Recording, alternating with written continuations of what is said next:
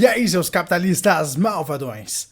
Gabriel Pelissaro na área, bora para mais um vídeo, porque hoje nós vamos falar aí sobre a situação macroeconômica, nós vamos trazer aí também um contexto do que aconteceu na década de 70 e se nós entrarmos, numa estagflação, que é o que parece que nós vamos entrar, o que pode acontecer. Vamos falar também, pessoal, sobre o maior fundo de investimentos do mundo, que está tendo a maior perda da história do fundo, então tem muita coisa bacana pra gente analisar, te convido a assistir até o final, para você entender o que está acontecendo aí nas finanças da economia mundial. Muito bem, vamos lá, pessoal, vamos compartilhar a tela aqui então, já te convido a deixar o seu like aqui embaixo, se inscrever no canal caso ainda você não seja inscrito, assim você não perde os próximos vídeos aqui do canal, e vamos já começar então falando sobre o S&P 500, um dos principais índices das bolsas mundiais, que vem aí apresentando justamente essa tendência de baixa, essa tendência aí de queda.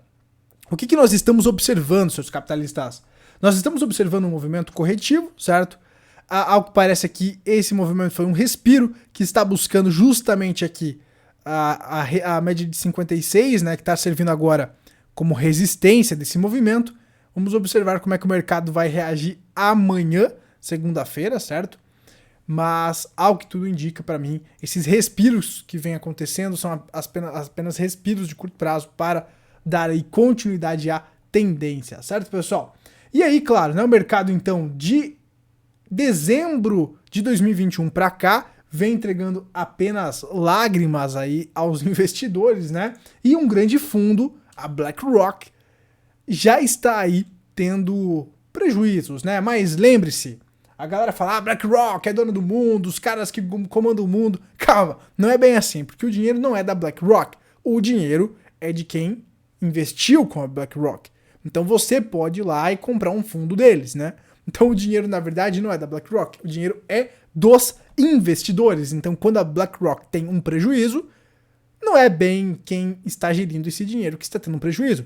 Já que os fundos de investimento, o que eles fazem? Eles pegam o seu dinheiro, eles falam, não, nós vamos cuidar do seu dinheiro, nós vamos te entregar uma belíssima rentabilidade e você não precisa estudar, você não precisa ligar com o que está acontecendo na macroeconomia, você não precisa fazer nada. Fique em casa, vá curtir sua vida, dá o seu dinheirinho para nós, a gente vai cobrar uma taxinha de ali 2%, mais uma taxinha de performance de 25% e tá tudo certo, você vai curtir sua vida, E aí, se você tem prejuízo, ou seja, se eles têm prejuízo, o deles está garantido, eles vão continuar cobrando a sua taxinha e tal, e você que acaba se lascando, Você que investiu através deste fundo. Isso acontece com qualquer fundo de investimento, O que muda ali é a taxa e a qualidade da gestão daquele fundo e tal.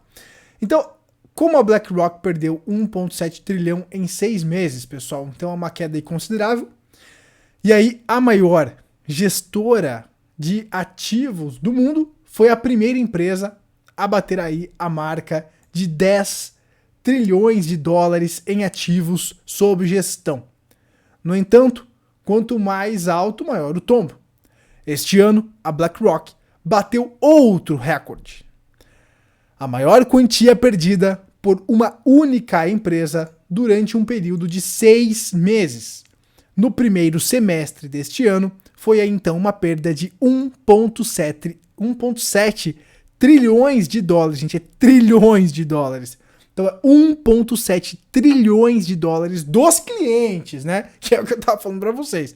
Quando uma gestora de investimentos ela tem prejuízo, quem perde é justamente os clientes que investiram com ela, Por isso que eu prefiro buscar o conhecimento e cuidar do meu dinheiro, do que deixar na mão de um gestor. Porque o gestor está garantido, ele vai continuar tendo o salário absurdo dele, ele vai continuar tendo os bônus dele, e quem acaba se lascando é quem investiu e não tem o conhecimento, E aí, nesses momentos, pessoal, que as pessoas começam a ter prejuízos, elas começam a sacar o dinheiro dos fundos, ela começa a sacar o dinheiro dos ativos e aí começa a bola de neve, Então, essa que é a grande jogada.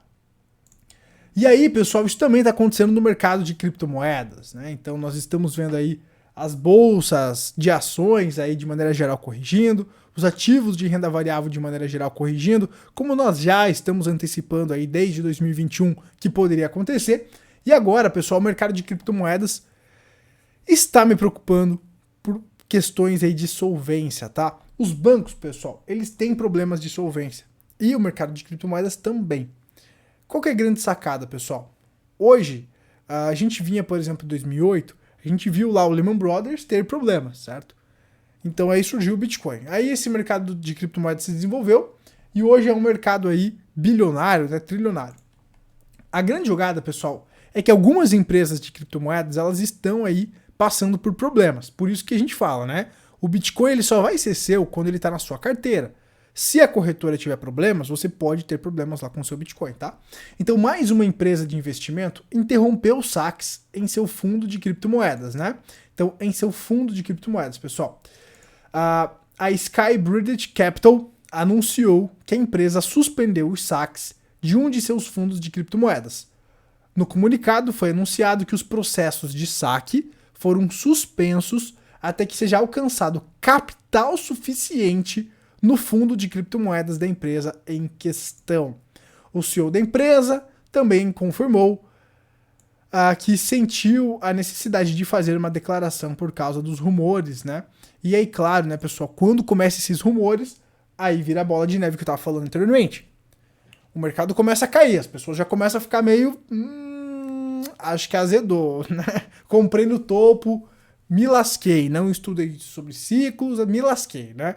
Aí o cara já começa a ficar meio cabreiro. Aí as empresas começam a ter problema de solvência. Por enquanto é de criptomoedas. Será que os bancos não vão ter problemas? Ou será que outras empresas não vão ter problemas? Então começa aí a pipocar.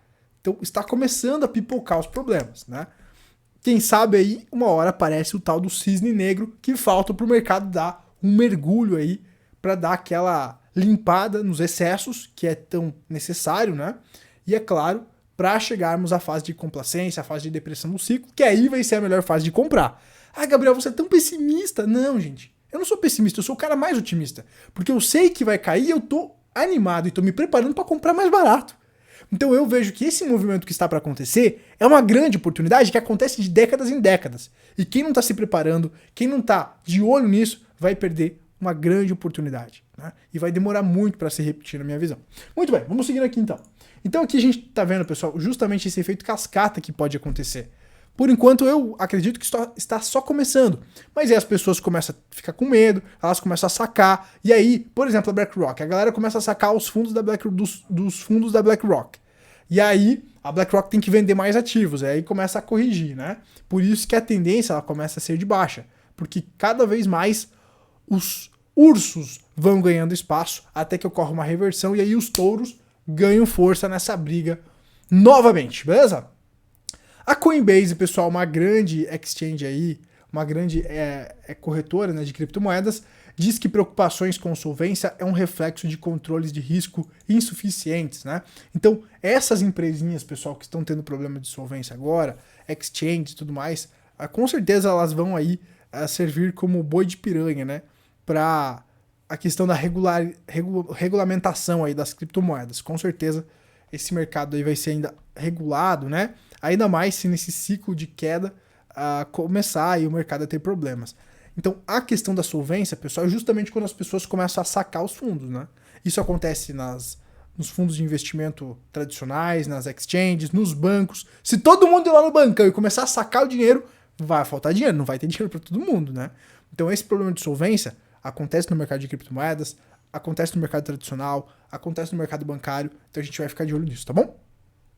Vamos dando sequência aqui ao vídeo então, pessoal, para falar sobre o mercado imobiliário, né? Então, o mercado imobiliário americano, nós sabemos que tem um ciclo bastante interessante e curioso, né? Isso não acontece tanto no Brasil, é mais nos Estados Unidos que a gente vê aqueles grandes booms de preços e correções, né?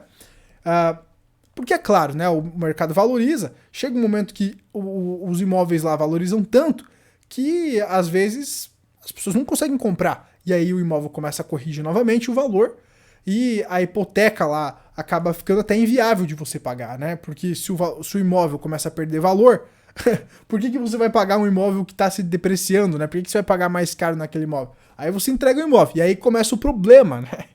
Essa que é a grande jogada, pessoal. E isso vem aí se repetindo, né? Aconteceu em 2008, parece que está para acontecer agora novamente lá nos Estados Unidos. E é claro, isso é prenúncio aí de uma recessão. como a gente já vem alertando aqui no canal. Então olha só, pessoal, os vendedores de casas estão enfrentando um mercado em rápida mudança, especialmente em lugares onde estão acostumados a receber várias ofertas e vender por mais do que o preço pedido. Isso, pessoal, eu havia alertado abril ou março deste ano, que um youtuber que eu acompanhava lá, o Carlinhos Troll, estava fazendo justamente esse movimento. Lá nos Estados Unidos é muito normal, quando eles começam a ver que os indicadores estão piorando, eles vendem os imóveis, tipo, é o estouro da bolha. Então os caras que vê que o negócio vai azedar, começam a se desfazer dos imóveis. E o Carlinhos Troll estava falando justamente disso, né? Ó, vai aumentar a taxa de juros, aqui o negócio, a galera já tá ficando meio com o pé atrás, e quem já pegou uma bolha imobiliária passada lá nos Estados Unidos, sabe como é que o negócio funciona. Aqui no Brasil não é tanto assim, né, pessoal? Mas lá é muito comum dar aqueles booms nos imóveis, os caras hipotecam e tudo mais, e aí tem o movimento corretivo. E aí eu trouxe, né, esse case e falei, né, sobre esse risco do mercado imobiliário americano já há alguns meses atrás, e trouxe esse case do Carlinhos Troll. Pelo visto, o Carlinhos Troll aí conseguiu vender bem o imóvel dele antes aí da queda de preços. Então é justamente o que ele falava. Ele falava que ele colocou o imóvel para vender, ele recebia ofertas para comprar imóvel por valor maior do que ele estava pedindo, né? Então essa que é a grande jogada. Então isso, né, é muito comum lá nos Estados Unidos. Então em 18 áreas metropolitanas, mais de 40% dos vendedores reduziram os preços, pessoal. Em 73 áreas metropolitanas, pelo menos 30% dos vendedores reduziram o preço pedido. Então agora o negócio começou a inverter. Os preços das casas ficaram tão insanos que isso é apenas o começo do que está por vir. E aí eu vou abrir esse gráfico aqui para você ver na tela maior. Então você percebe, pessoal, aqui o tamanho da bolha das .com, gente. Então, a bolha das .com, ela ficou praticamente insignificante, né? Então aqui tá todos os estados, né, americanos, Chicago, Denver, Los Angeles, né, Nova York, aqui as principais cidades e tudo mais. E você percebe, gente, que a bolha de 2008, que muitas pessoas achavam que era o fim do capitalismo, ela ficou insignificante. Essa bolha atual americana é muito maior. Até porque teve muito mais dinheiro grátis lá. A expansão monetária lá foi absurda, né, pessoal? Então o negócio lá parece que vai ser muito mais sério. E aí, se algo acontecer aí como 2008, com certeza, né, a queda vai ser muito maior. Tá bom, pessoal? Muito bem, vamos seguindo aqui então. Também temos a China, né? A China, que é um importante aí mercado. A crise imobiliária lá também tá pegando, né? E aí eu quero fazer uma atualização. Já falei bastante sobre a China aqui no canal. Se você é novo aqui, eu recomendo que você assista os vídeos passados. Mais uma atualização aqui, ó, que saiu inclusive no G1, pessoal. A crise da Evergrande provocou manifestações de compradores em setembro de 2021. A gente falou sobre isso no canal. Mas uma nova forma de protesto surgiu em junho deste ano. A gente também trouxe sobre isso, aonde aí uma greve de pagamentos dos empréstimos imobiliários estava acontecendo. A galera lá que não estava recebendo os imóveis, né, as incorporadoras começaram a ter problemas, começaram a quebrar e não estavam entregando os imóveis. E aí os chineses foram para as ruas lá protestar. Então, eles também começaram a não pagar mais as hipotecas, né? Isso, claro, vai agravando o problema. A China, pessoal, por que eu falo da China? Por que a gente fala dos Estados Unidos? Porque isso acaba respingando no Brasil. Se o Brasil arrumar a casa, pessoal, eu acredito que a gente vai ser um dos primeiros países a se recuperar dessa crise global. Só vai respingar no Brasil, não vai afetar muito. O problema é que esse governo está começando aí a estourar teto de gastos e tal, então a gente tem que observar, porque se nós entrarmos numa crise nossa aqui, aí a gente, além de sofrer o respingo da global, a gente pode se lascar aí por aqui também. Mas se o Brasil não ferrar muito com a situação aqui do Brasil, aí a gente pode sofrer um respingo, né, uma correção de curto prazo nas bolsas e tal, mas já logo em sequência começar a engatar a primeira, segunda, terceira marcha aqui. Então eu estou bastante otimista com o Brasil. Só que se a China começa a desacelerar, o Brasil, que é um importante exportador de commodities, começa a sofrer. Porque se a China está consumindo menos ferro, por exemplo, minério de ferro, o Brasil também sofre. Se a China está desacelerando, se os Estados Unidos estão desacelerando, no curto prazo o Brasil tende a sofrer. Então a gente precisa observar esses cases externos para entender o nosso case aqui. Então empresas como a Vale, por exemplo, tendem a sofrer nesses momentos, né? Então se a China, né, desacelerar o mercado imobiliário, o Brasil ele acaba respingando aqui, certo? Então o Brasil não é uma ilha, mas eu acredito que a gente vai ser um dos primeiros países a sair dessa recessão global, certo? Se a casa for arrumada, né? Então é ano de eleição, tudo pode acontecer, vamos ficar de olho. Então, diante dos atrasos nas obras, os compradores de imóveis inacabados deixaram de pagar os créditos até que as obras sejam retomadas. Em um mês, a greve se espalhou para 300 projetos em 50 cidades na China e parece que cada vez mais esse problema está aumentando, né? Lá na China. Então, vamos ficar de olho nisso aqui também. E aí, pessoal, o Tavi Costa da Crest Capital trouxe esse indicador que eu achei fantástico para a gente fazer um paralelo com o que aconteceu na década de 70. Então vamos dar uma aprofundada nesta questão aqui.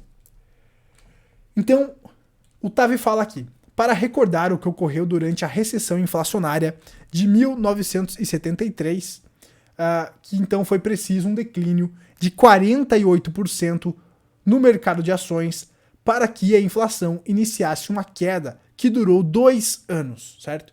Então lá na década de 70 também teve uma inflação muito grande, então teve esse movimento de estagflação, né, que é uma estagnação econômica com inflação elevada. Para que essa inflação fosse expurgada, foram aí necessários um declínio então de 48% nos mercados de acionários, por exemplo. Então é justamente o que a gente fala aqui no canal, né?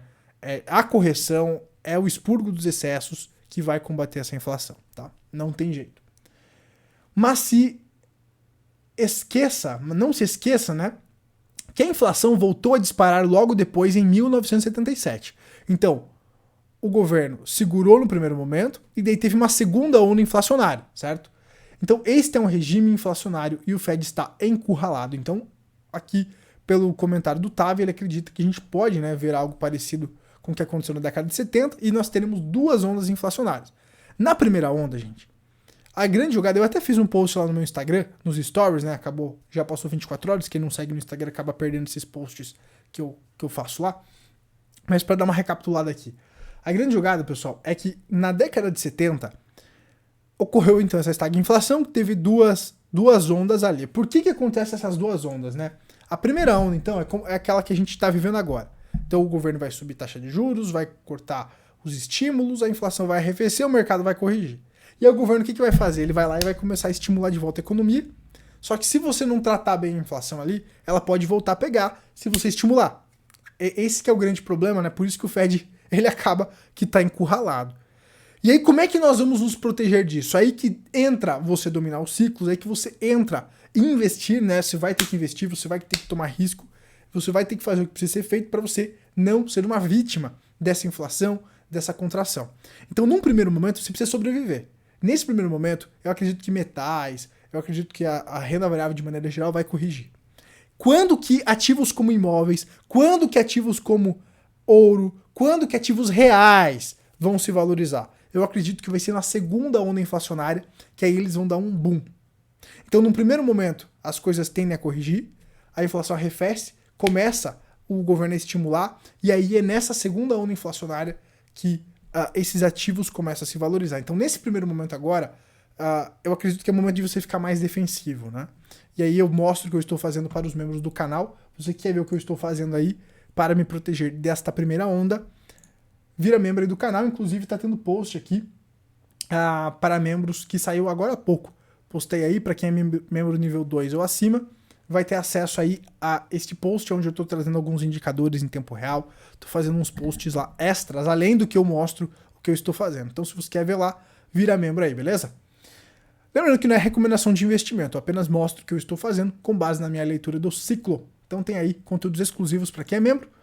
Abaixo dos vídeos tem um botãozinho aqui, seja membro, só clicar em cima. Para quem é membro nível 2, tem esses insights de mercado em tempo real e eu mostro também o que eu estou fazendo, de acordo com o ciclo, né? Para quem é membro nível 2 e para quem é membro nível 3, tudo isso mais as opções para ganhar com as quedas do mercado. Inclusive, já estamos começando a garimpar as opções para outubro, né?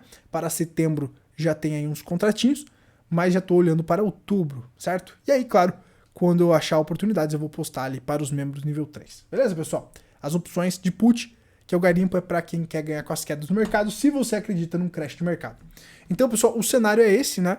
Eu acredito que agora é o movimento de você estar mais líquido e tal. Eu já trouxe algumas oportunidades de ativos ali para os membros e também já comentei aqui no canal. Então fiquem espertos porque sempre existem oportunidades para quem tem conhecimento, para quem está atento. Os sinais estão aí, a gente vem alertando sobre o movimento que está por vir aí há meses, né? Então quem está ligado não vai cair nas armadilhas. A gente se vê na próxima, seus capitalistas malvadões. Eu espero que esse vídeo tenha agregado algo na sua vida. Se agregou, deixa seu like aqui embaixo. A gente se vê na próxima.